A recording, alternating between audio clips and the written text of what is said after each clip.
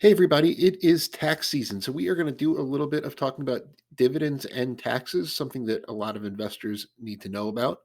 Before we do, please click subscribe to my channel and check out a message from our sponsor, The Motley Fool, where you can get the top 10 stocks to buy right now. So, as I mentioned, it is tax season. A lot of people got dividends in 2022, and a lot of newer investors who had previously been focusing on growth stocks and things like that have kind of pivoted in the recent downturn to a focus on more stable dividend paying companies. So it's fair to say that a lot of people are probably receiving a significant amount of dividends for the first time. So it's really important to know how it works. And there are a couple of different rules you need to know.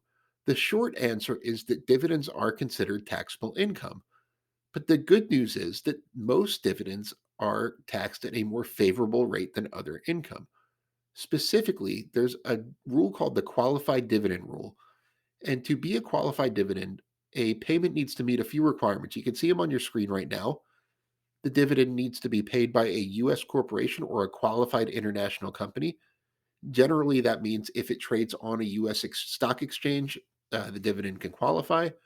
It needs to be a regular distribution, not a capital gains distribution or anything else like that. Some companies, if they sell a property or sell a portion of their company or spin something off, they'll distribute capital gains to shareholders as a one-time payment. But regular quarterly dividends and things like that can meet the definition of qualified dividends. And the big one for investors to know is that the qualified dividend rules are meant to benefit long term investors.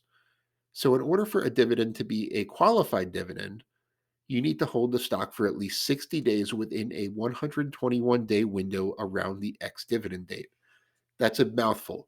But a stock has what's called an ex dividend date, where which is the first day it trades without the dividend payment.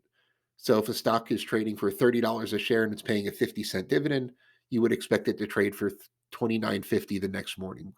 In other words, the price is adjusted to account for the payment of that dividend. You can find that on pretty much any brokerage or stock quotation service. It'll be listed as the ex dividend date in the stock quote.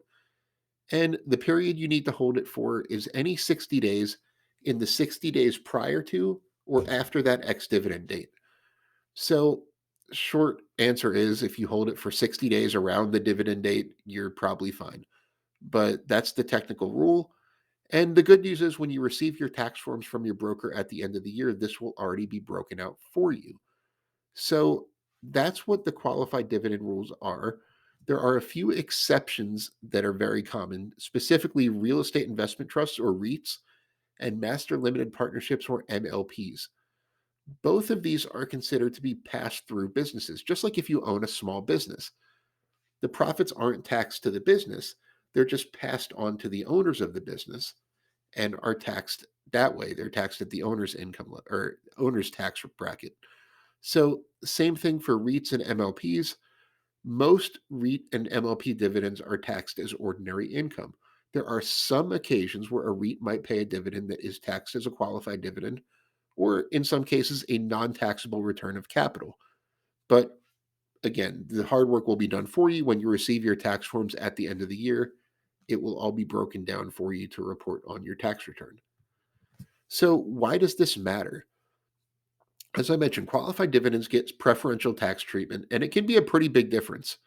Qualified dividends get either a 0%, 15%, or 20% tax rate, depending on your income level.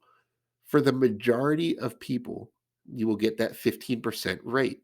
The 0% cap or 0% qualified dividend tax rate applies to lower income households.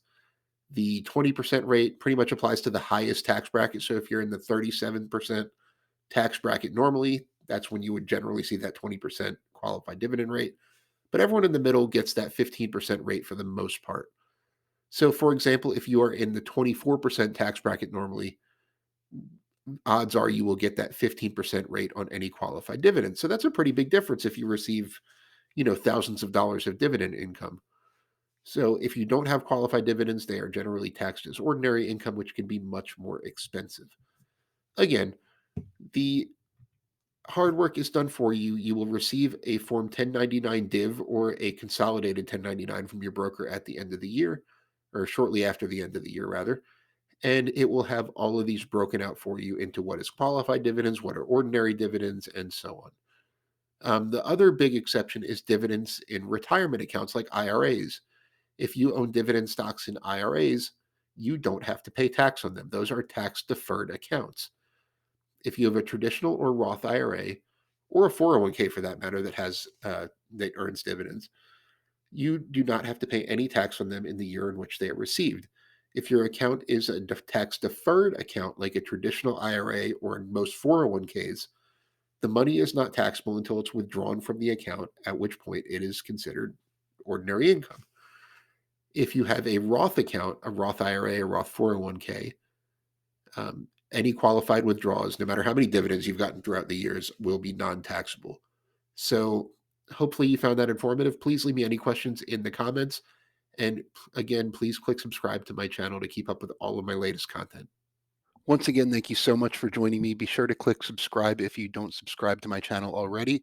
And as always, this video is sponsored by the Motley Fool. Be sure to visit www.fool.com/Frankel to receive the top 10 best stocks to buy now.